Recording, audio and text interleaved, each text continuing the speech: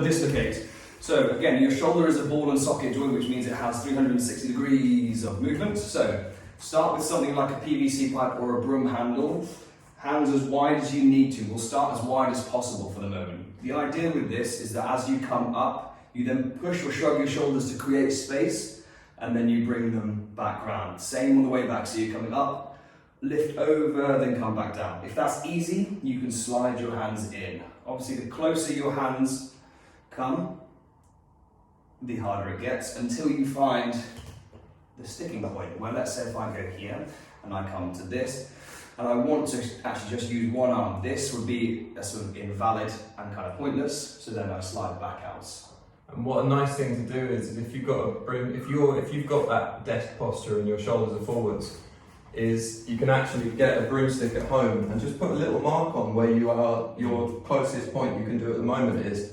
And if you're doing it every day, just a few repetitions and coming closer over time, just set that marker. It's nice to see progress with this sort of stuff. As well, it's quite tempting to lift the chest and arch the back, so try your best to keep your rib cage pulled down to your pubic bone. So when you're lifting, you're making it a bit more of a pure shoulder movement rather than a thoracic extension, and a bit of a cheat that way. Similarly, you could also just use a band. If the broom handle isn't long enough, what a band will allow you to do is pull out on the band, which will just give you a bit more space.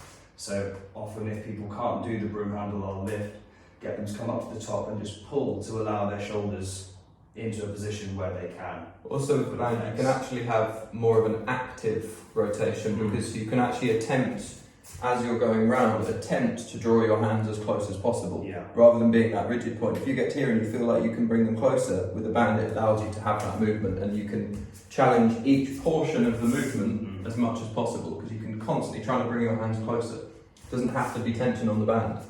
Yeah, maybe much more active. more active.